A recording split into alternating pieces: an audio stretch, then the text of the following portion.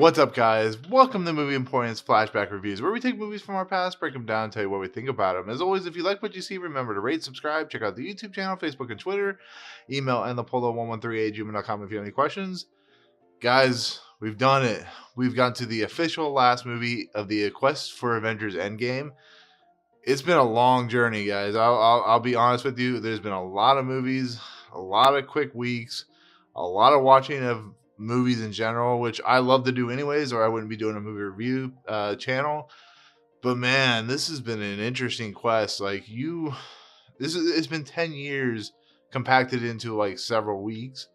And I've seen all these movies before. I've watched them. I've enjoyed them. Some I've enjoyed more than others. But it's just an interesting thing to see how the MCU went from a singular vision of taking several characters and combining them into a shared universe, but giving each character their own film and so on and so forth. And to say that Avengers Infinity War is a huge undertaking is an understatement. This is a massive, massive movie. This is a movie that is so important to the lexicon of what movie shared universes can do that other companies are trying to mimic it. Transformers is trying to mimic it. I think the DCU was trying to mimic it for whatever that was. And Marvel and Kevin Feige they knew what they were doing. They knew how to work it. Sometimes the movies weren't successful, sometimes they were. And guys, it's insane that we've gone 10 years, now 11, because we have Avengers Endgame, which is going to wrap up this whole entire arc of what's going on. And it's crazy. It's crazy just to think about what Avengers Infinity War means to movies in general, because, you have Lord of the Rings, you have Star Wars, you have all these massive movies. I guess if you want to put Avatar in there, I guess. But Marvel Cinematic Universe is going to go down as one of the greatest things that ever happened in movies, for better or worse, because a lot of movies today get made are Marvel sequels and big budget movies. So a lot of stuff gets swept under the rug. But Avengers Infinity War, if you don't know, which 99,000% of you guys do know, is a story of Thanos has gone on a quest to find the Infinity Stones, and we've been introduced to the Infinity Stones throughout the last 10 years, between the Thor and Guardians of the Galaxy and Captain America and so on and so forth. It keeps rolling and rolling. And after the destruction of Xandor, which is not actually shown in the movie because this movie literally takes place right after Thor Ragnarok, Thanos has one of the stones, and now he's after the Tesseract. And of course, he's going to get the Tesseract because this movie would not work without him getting the Infinity Stones, because it's called Infinity War. And there's a new movie coming out called Endgame, so this movie has to have Thanos basically win to get the stones and to complete his mission, which is to wipe out half the population. And so we have three connecting stories, not connecting, but we have three concurrent stories going on where, well, actually, I guess it's four because Thanos is his own story, but we had the story of Tony Stark, Doctor Strange, Spider-Man. They're on a quest to protect the Time Stone that Doctor Strange has. So there's that whole big sequence battle that's going to end up showing up with the Guardians of the Galaxy, because they end up on Titan, which is Thanos' homeworld. And then you have the concurrent story of the Guardians and Thor and Rocket and Groot, who go to the place where Thor's hammer was constructed, and because he lost his hammer in Thor Ragnarok, he has to create a new weapon to defeat Thanos, because Thanos has basically destroyed Asgard. The rest of the people, I think only half the people survive, because apparently Valkyrie survived, so she took a whole bunch of people with her. But Heimdall's dead, Loki's dead, everybody that Thor loved is dead, so he's gonna go on a quest to kill Thanos. And this is as much Thor's movie as it is Gamora's, as it is Thanos. Everybody's kind of sidelined. And then you have the other story, which is the Mind Stone, which is in Vision's head, which involves Wanda, Captain America, involves Black Widow, involves Black Panther, involves all those other characters, who I think is the most underused part. I think Captain America is hardly used in this movie like he should be. He's just there to fight in the Wakanda battle against all the children of Thanos, the Proxima Midnights, and so on and so forth. And So you have that going on, and then you have Thanos taking Gamora to retrieve the Reality Stone, or not the Reality Stone, the Soul Stone, which is in Boromir, which is interesting because we see the Red Skull. So all these stories are happening concurrently with one another. People are going into other different stories. Guardians, of course, are working with Iron Man and Spider Man and Doctor Strange, and then you have the other characters working with the other characters, and it almost buckles under its own weight. It has a lot of issues with the storytelling, but goddamn, you cannot tell me that the Russo brothers didn't do something special here. I mean, it's just like, okay, we saw Captain America: Winter Soldier. It was such a small movie compared to this, and that was a big movie with Captain America taking down Shield and Hydra, trying to redeem his friend, and Bucky. And then they go into Civil War, which is kind of a precursor to this movie where the Avengers take on the Avengers. But here, the Russo brothers have been given full reign. Yes, they're under some kind of constraint where they have to have moving pieces, do what they do. But Lord have mercy, it's like insane what they were able to concoct here. It's just, I give a lot of credit to the Russo brothers for just having the tenacity, the balls with Kevin Feige to do something insane. I mean, to juggle all these pieces, to juggle all the characters, to have moments for each character is crazy. I think the guy who doesn't get the most things to do is Black Panther and Captain America, and they still have good moments in the movie.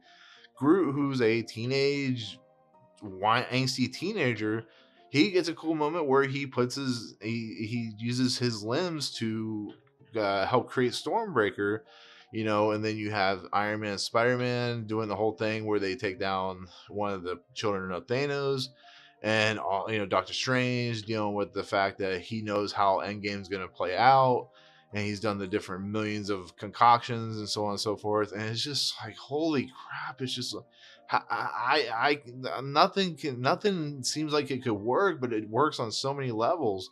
And in essence, Thanos' quest to basically rid half the population of the entire universe it's a really bad scenario. It's something you don't want to see, but if you think about it, he makes a lot of sense in what he's talking about. He's talking about overpopulation. He's talking about how like scarcity is a huge major issue, and maybe his logic and his reasoning, because he's called the Mad Titan, doesn't make any sense.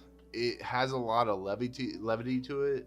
The fact that he cares for Gamora so much, the fact that he cares for Nebula, I guess I still consider that like an abusive father relationship. For take that for what it's worth, but when you sit there and you actually listen to Thanos speak, and when you listen to him talk, and when you don't listen to the Avengers just basically trying to survive and trying to protect their worlds and their societies, he makes a lot of sense. Because you look at the world today and there's like 8 to 9 billion people, maybe more than that.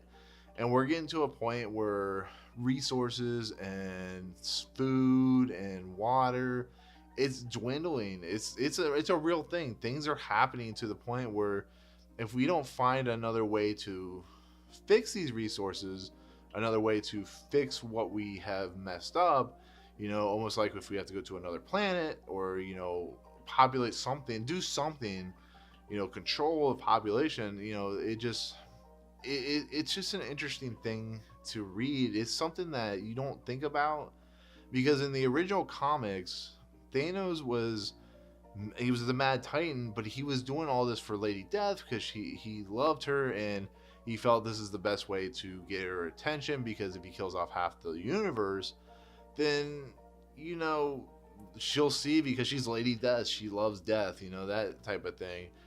And in this story, it's about him trying to control things, to control the population of the universe, to make everybody just get on with better, a better future.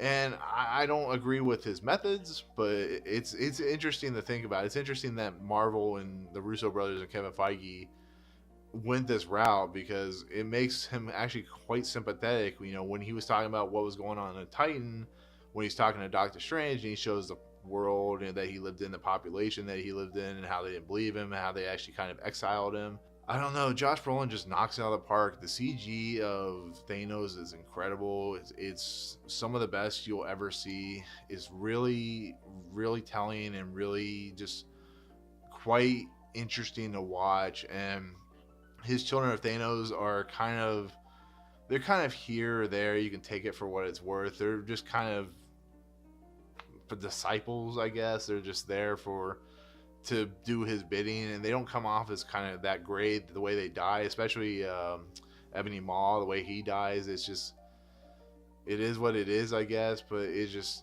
really cheap and not really fun. And Carrie Coon, who plays Proxima Midnight, she has a really interesting character to her, but she just dies in the most weird way. And you know, I don't know. I just don't think their characters are very great. I don't think they're well put together.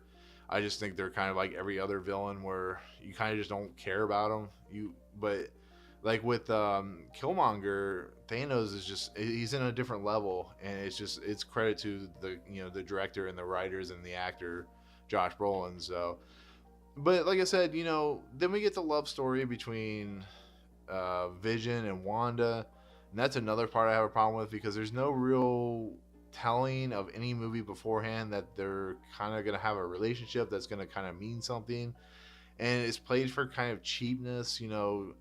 Vision, who actually is very smart in this movie, he is telling them that if you get rid of the Mind Stone and kill me, then Thanos won't win. He doesn't have the Time Stone yet, so I'm dead, and he doesn't get the stone. And that's another issue of this movie, is characters and their motivations and their logic. It doesn't really ever coincide with the movies that they were in to begin with, and it doesn't make it a bad thing. It doesn't make it not interesting. But when you see two characters like Wanda and Vision, and they're all of a sudden have a romantic relationship, and nothing like that was ever seen in Civil War or Avengers Age of Ultron, and maybe that's a fault of the writers not because this is also a problem with the Marvel movies in general, is they leave threads open but they don't connect them, or they just get rid of them, or just things just disappear, and it doesn't make any sense. It doesn't mean that Vision and Wanda aren't good characters. It's just their romance is really weird.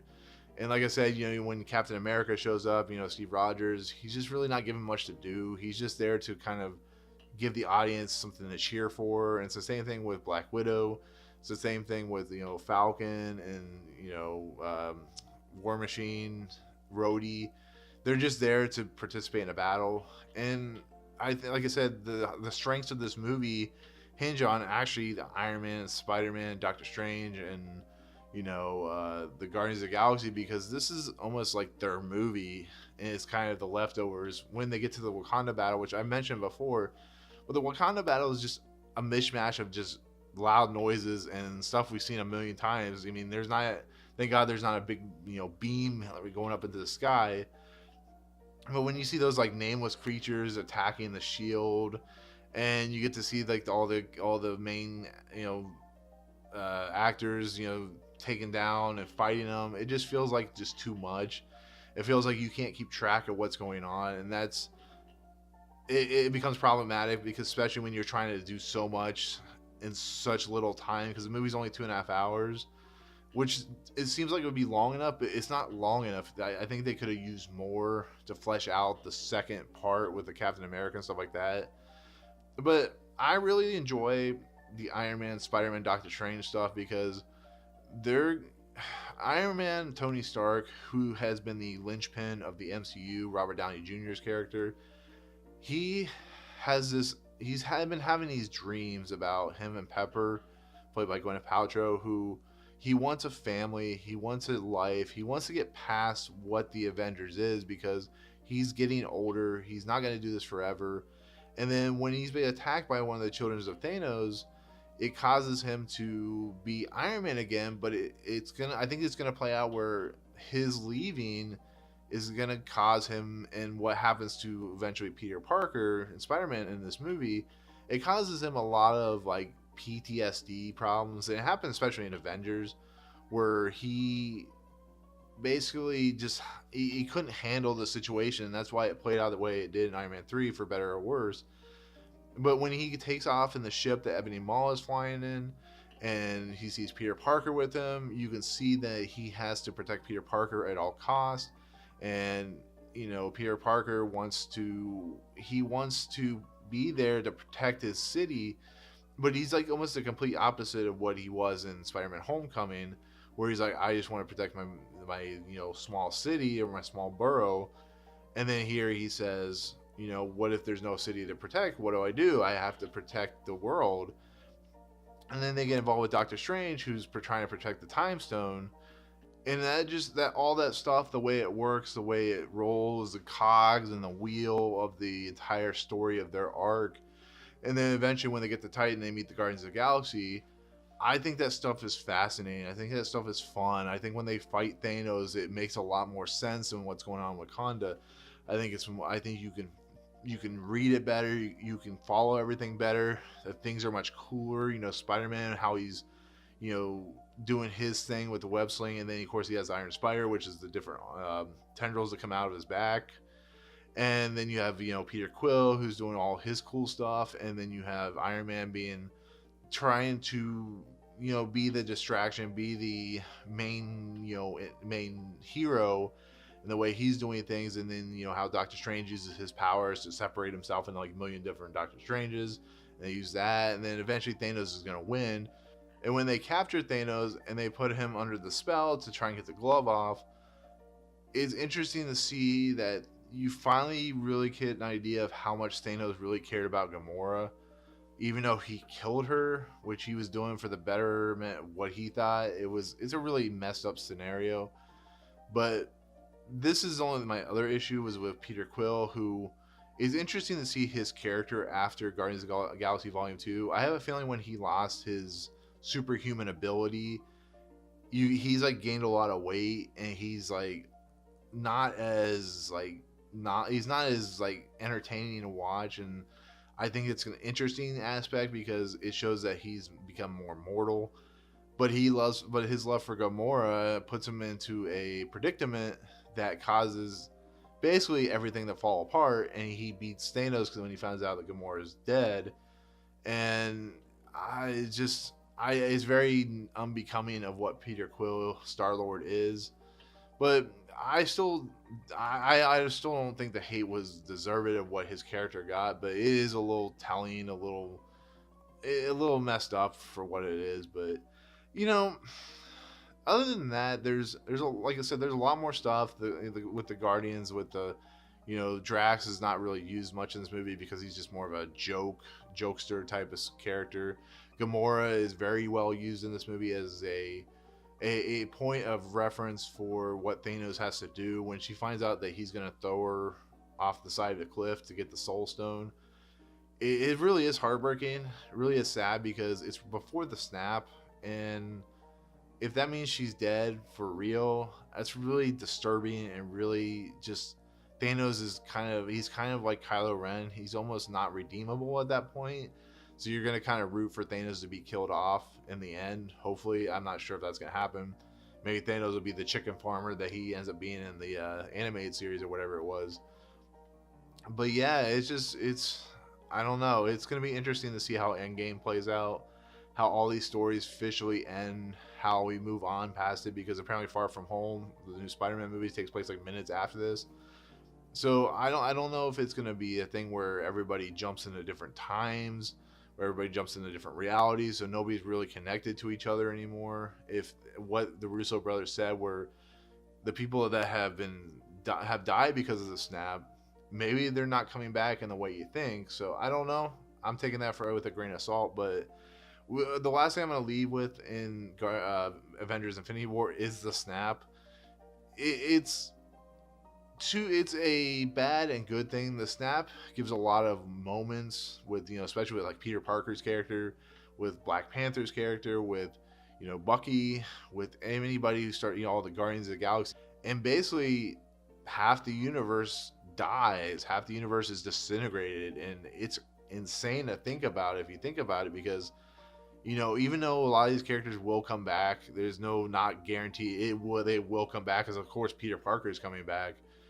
Just that moment, just that idea that Thanos was able to accomplish what he was able to accomplish, even if even if all the characters never came back, it's a moment of interesting levity, interesting thought, that a character that's not only he's a bad guy in essence, but he has accomplished something that he's been wanting to do for several. I mean, this has been a storyline for several movies, and to see him win and to see him do what he did, it's kind of chilling if you think about it. It just, I mean, I don't know. I know a lot of people are bothered by it because all these characters are gonna come back, but I mean, honestly, just think about that. He got all the stones. He killed Vision. He, in essence, killed all these people, and you see him at the very end. Everybody's been defeated. Captain America's like, "Oh God, what has happened?" And Thanos is sitting down on whatever he's sitting in, his hut with his farm, and he gives that smirk, and you get chills because you know that he has done something that he has set out to do. And it's gonna be, like I said, it's gonna be interesting to see how it plays out in Avengers Endgame. But I'm interested. I'm excited. I think, like I said, the movie has a lot of problems, but like I said, with what the Russo brothers were doing, what Kevin Feige was doing, the fact this is almost like, you can call Endgame the culmination all you want, but this in essence is the culmination of 10 years worth of movies. And to see it play out like it did, to see it kind of end like it did, and to see how it's going to play out in Endgame is just a fascinating story. And for better or worse, it's still a good movie. It's still an enjoyable movie. I can watch it right now and be entertained by it, even with its flaws. So, but yeah, there's my take on Avengers Infinity War. There's a lot of stuff in this movie that I didn't even probably get into, with all the characters. But it's a very deep movie. It's a very substance movie, and it deserves a lot of praise. It deserves a lot of the credit that it got. And like I said, I'm interested to see what happens in Avengers Endgame, but that'll be on the next video of the MCU, which will officially wrap up this whole entire thing that I've done for several weeks now. So, but anyways, that's it. That's the take on Avengers Infinity War. Tell me what you think in the comments below of the movie. What's your favorite part about the movie? What's not your favorite part about the movie? But anyways, thank you so much, guys, for going on this journey with me. I will have a new, of course, flashback review. It won't be an MCU movie, of course. I think it's going to be like The Fugitive or something like that. But anyways, thank you so much, guys, and we'll see you guys on the next video, okay? Peace out. What's up, guys? Thank you so much for checking out Movie Emporium. I really appreciate it. If you want to, go ahead and hit the subscribe button. Hit the notification button and the bell at the top. Find out what's coming next for Movie Emporium. Also, check out these 2 videos. They're amazing. I think they're awesome. I think you'll enjoy them too. But otherwise, thank you so much for watching, guys. We'll see you next time.